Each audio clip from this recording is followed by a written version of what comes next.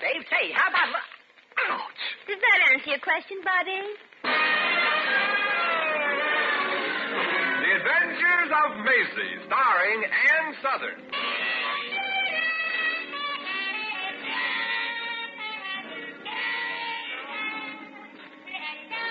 You all remember Metro-Goldwyn-Mayer's famous Maisie picture. In just a moment, you'll hear Maisie in radio, starring the same glamorous star you all went to see and loved on the screen, Ann Southern. But first, your announcer.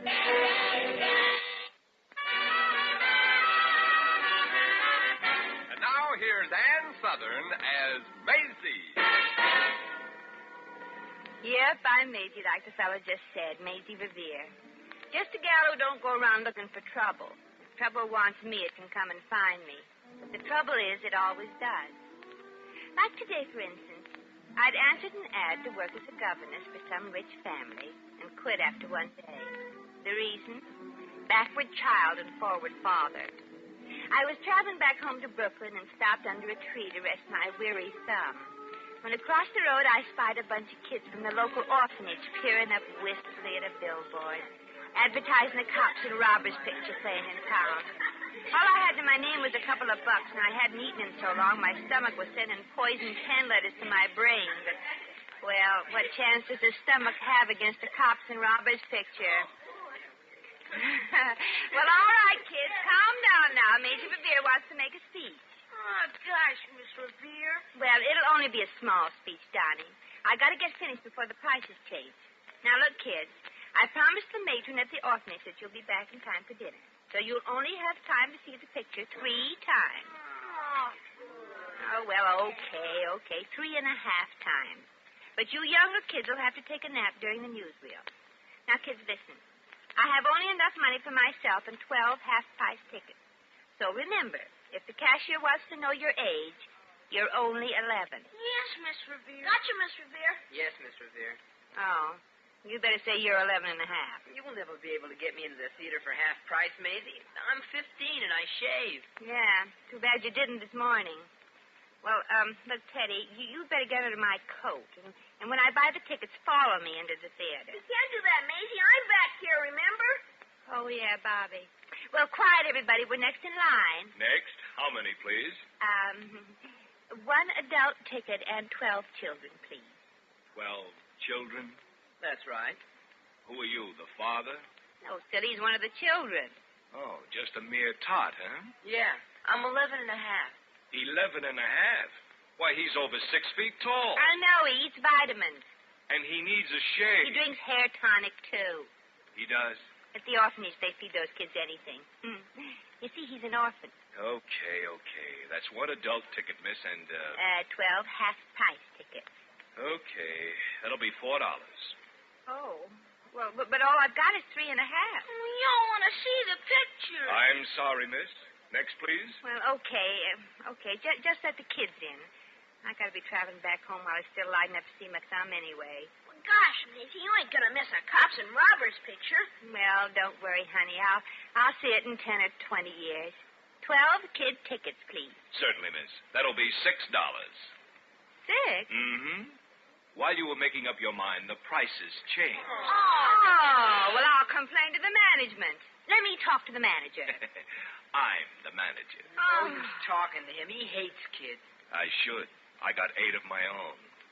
I'm sorry, miss, but rules is rules. But kids is also kids, and these kids are orphans. They have no family. Should happen to me. I'm sorry, ladies, $6. It ain't my fault that the clock says 2. Well, maybe your clock is fast. My clock is never fast. The lady says maybe it is, chum. And who are you? Oh, just the heavyweight champ of wrestling.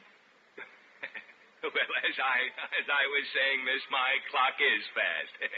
$4, please. Yeah. Here's your money.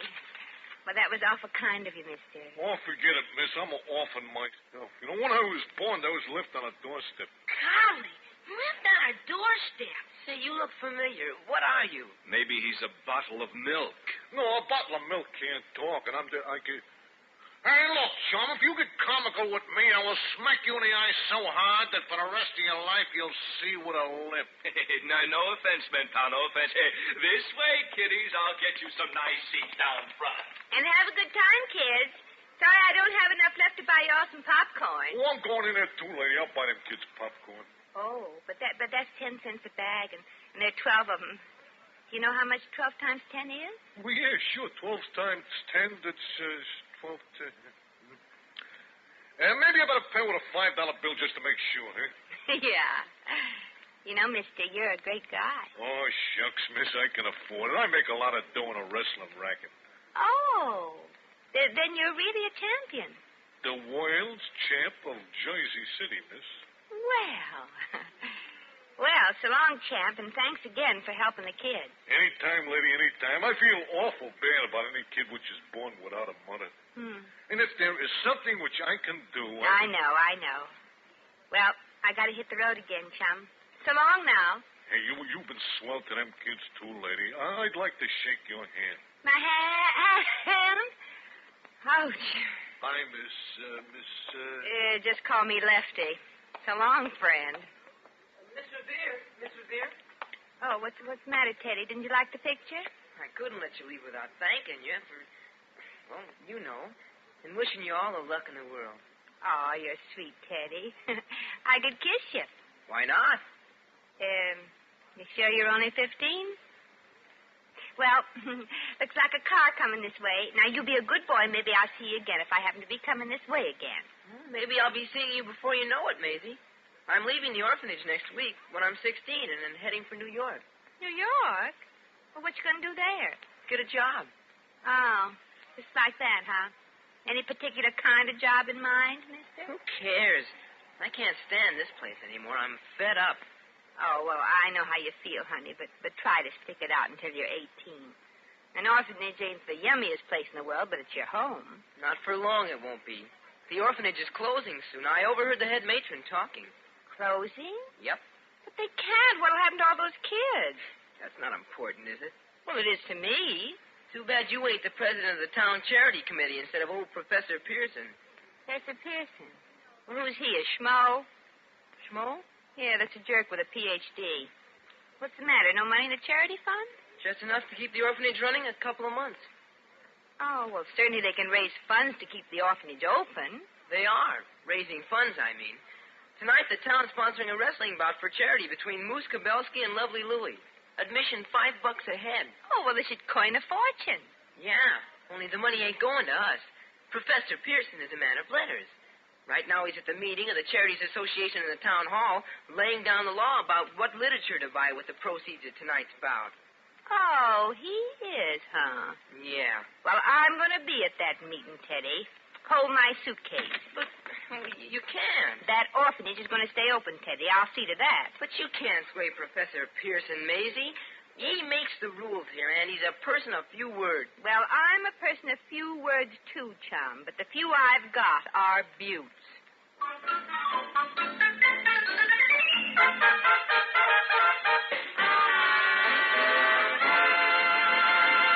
The Adventures of Maisie, starring Ann Southern, will continue in just a moment.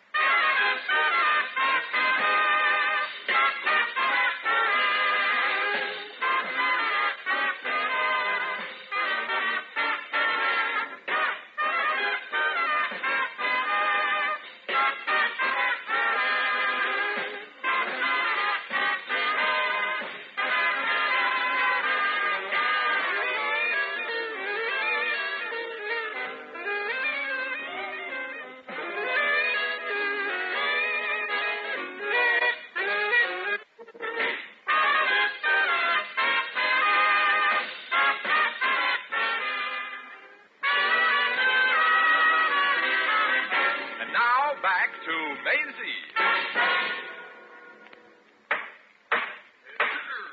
Now, ladies and gentlemen, that we have been assured by our committee in charge of arrangements that tonight's wrestling bout for dear charity is a complete sellout, the next matter we have to decide is how to expend the monies.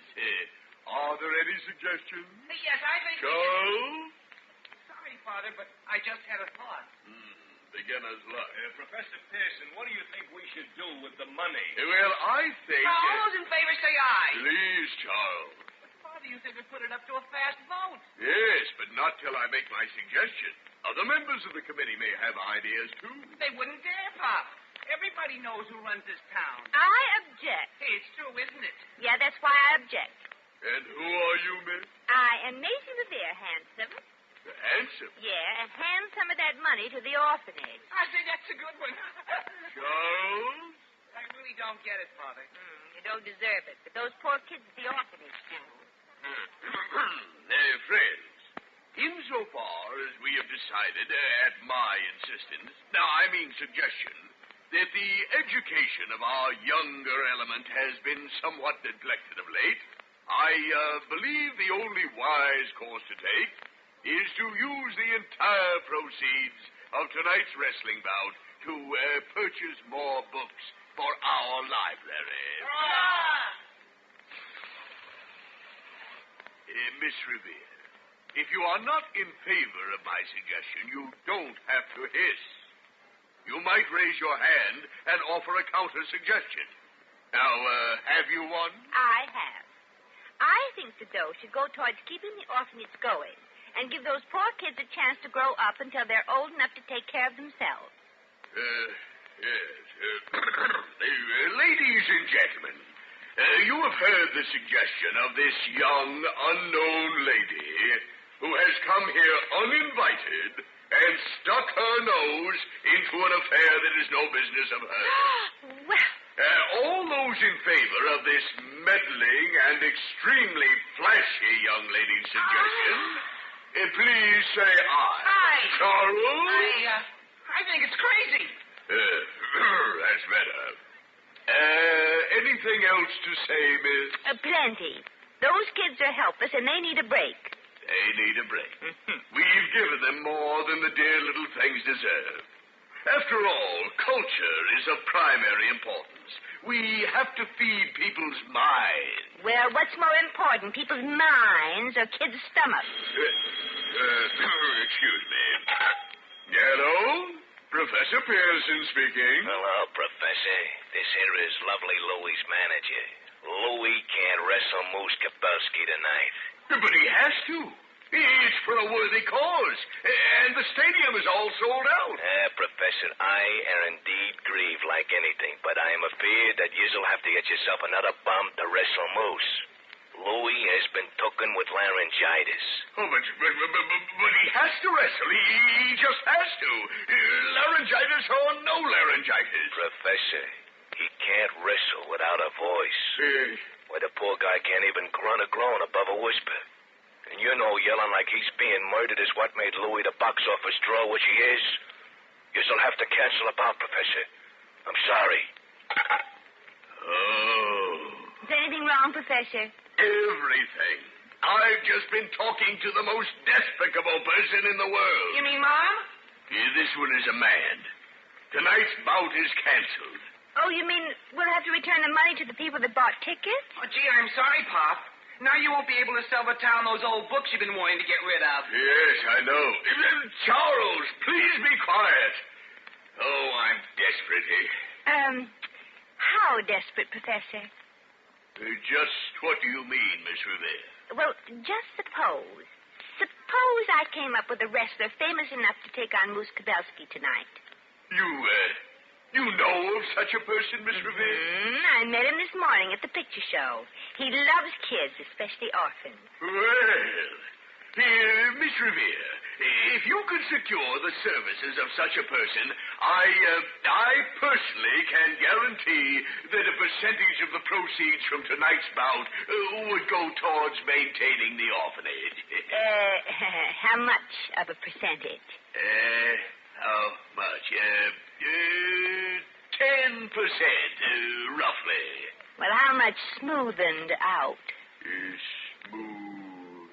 Yes. Very well. 20%. This wrestler loves children a great deal. He does? How much? 90%. Oh, he does love them a great deal, doesn't he? Very well, Miss Revere.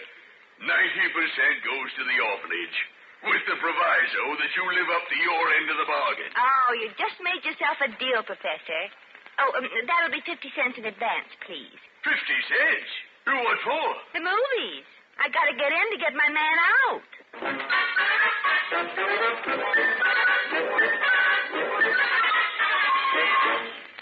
The idea of dragging me out of the picture show and taking me down here. Professor Pearson told me to bring you right here, don't you? Yeah, but I like movies which I'm good guys and bad guys. How many times did you see them? Times? Yeah, as kids, have you? Oh, no. Kids are terrific, especially orphans. You know, when I get married, I'm going to raise all my kids to be orphans. No. Oh, back so soon, Miss Revere? Is this the, gentleman? Champ, this is your chance to make good your promise. Orphans can live and grow up and have a home while they're doing it. Well, sure, certainly I will. I'll wrestle anybody. I'll just grab this and give my hammer like this. Well, sure, Champ, sure. Now, we're going to need to sign papers, so put the professor down for a minute. Yes, please do. Now, here's the deal, Champ. Tonight we want you to fight Moose Kabelski. Hey, wait a minute, that's Moose Kabelski? Why not? Well, you're not scared, are you? Nope. Well, then why can't you wrestle him? Because I'm Moose Kabelski.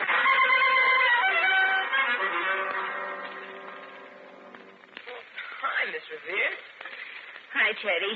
Well, what are you doing way down here at this end of town? I'm just hiding, Teddy. Yeah, but I thought you were going to see Professor Pearson. I did. That's why I'm hiding. Oh, you didn't straighten things out, huh? No. But if the professor finds me, I'll be the one that's straightened out permanently. Sorry, Maisie. Anything I can do? Sure. How'd you like to wrestle? Please, Miss Revere, I hardly know you well enough for that. Oh, skip it, kid. I'm sorry I messed up everything, and I'm afraid I may be seeing you in New York after all. Well, gosh, that's swell. Oh, and I'll even have the fare to get there, too, if I keep on getting odd jobs like the one I'm on my way to now. Can you imagine getting paid to tear down a spike fence? Huh? Well, here's the ad in the paper. Read it. Oh. Wanted. Able-bodied young man to remove 6-foot spike fence by 2 ladies with extra broad beams. Who sets the type for these things, anyway? You see, the fence belongs to Miss Carson and Mrs. Johnson. They used to fight like cats and dogs, but now they want to bury the hatchet. Well, I hope they bury it where Professor Pearson can't find it. Say, Teddy, these 2 ladies, what do they look like? If it wasn't for the makeup, you could take them for wrestlers. Teddy, my boy, you just moved back to that orphanage for keeps. I said something? Yeah, a great big wonderful mouthful. Now, look, you run down to Professor Pearson's and tell him not to return the money for the bout tonight. You mean there's going to be one after all? Between Nails Johnson. 2 women, 1 fall, scratch or scratch camp. Yeah, but Mrs. Carson and Mrs. Johnson, they won't want to fight each other. They like each other now. They won't when little Maisie gets through with them. Boy, get going now. Little me has a bit of dirty work to do.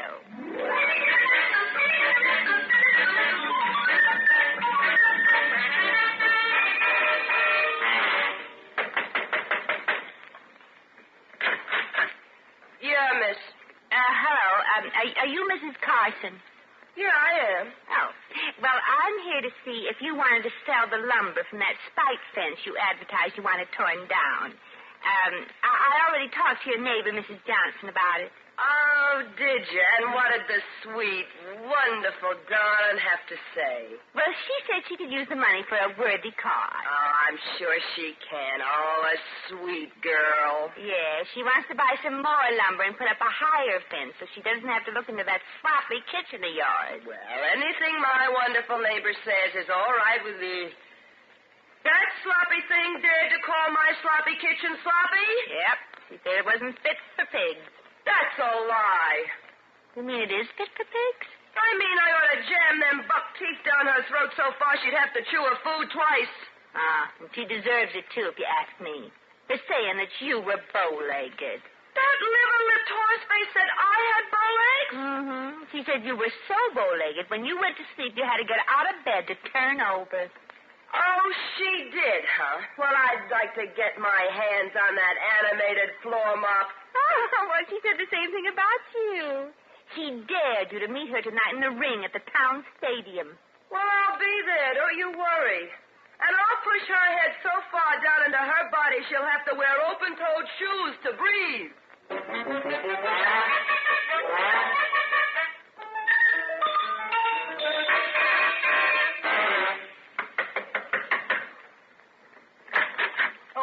Yes, miss. What can I do for you? Well, how'd you do? It's about that spike fence advertised in the paper. I can use some lumber, and Mrs. Carson said I should talk to Mrs. Johnson about it. Oh, you mean that adorable, sweet, gentle neighbor of mine asked you to discuss price with me? You? Oh, but you couldn't be Mrs. Johnson. Mrs. Carson said you had no taste in clothes. Oh, that dear girl. She always... That slob said I don't know how to dress. Yeah, she said you were so fat. When you put on a strapless evening gown, you looked like you were taking a bath in a rain barrel. Imagine that mountain of lard knocking my shape. Yes, and she said if it wasn't for your Adam's apple, you'd have no shape at all. That does it. I'm going right next door and let that walking beef crust have it right on the chin. Oh, well, Mrs. Carson's in home. She went to the stadium. They're having a big wrestling bout there. I hope. Oh, he did, huh? Oh, how I love to wrestle that two-faced mongoose myself. Oh, it's a funny thing. She said she'd love to wrestle you, too. Said she's just dying to get you in the ring there and twist you all out of shape. Only you were all out of shape already. Oh, she did, huh? Oh... If I didn't have to get my old man's dinner, I'd beat her in that ring. Well, she also said she couldn't see how any man could marry a woman with a face like yours. What? Mm-hmm. She said, with that kind of face, you'd never die. You'd just ugly away. Oh, that settles it. Wrestle me in the ring. Oh, that's fine with me. Just wait till I get in that ring with her. Oh, I'll tear her into so many little pieces, they'll have to pick her up afterwards with a pair of tweezers.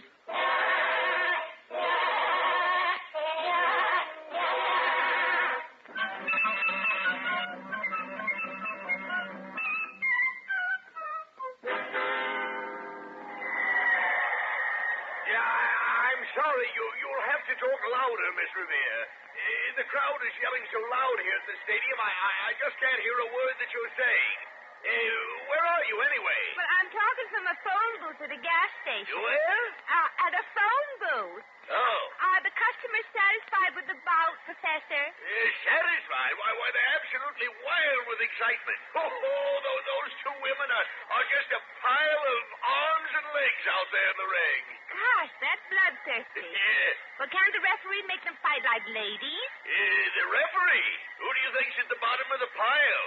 Oh, you certainly earned that 90% for the office, Miss Revere.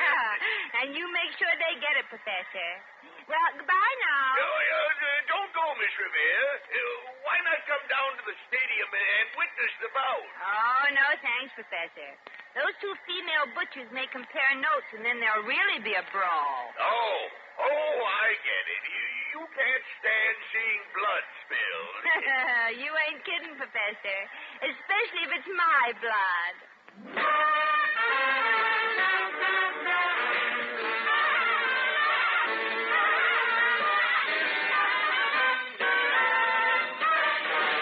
In just a moment, we shall return to the adventures of Maisie.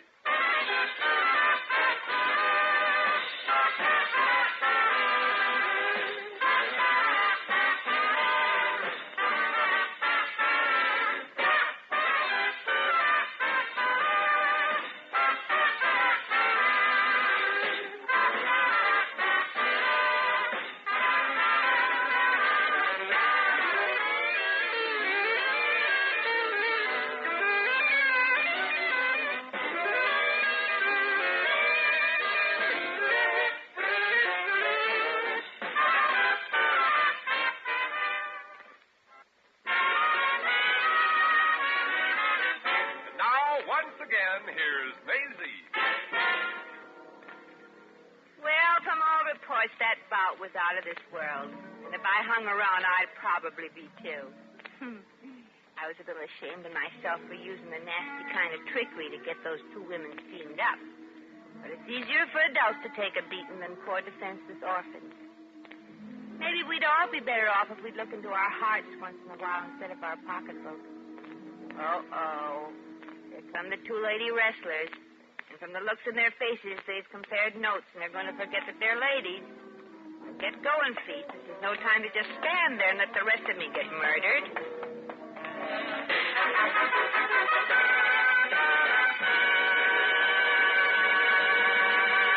You have just heard The Adventures of Maisie, starring Ann Southern.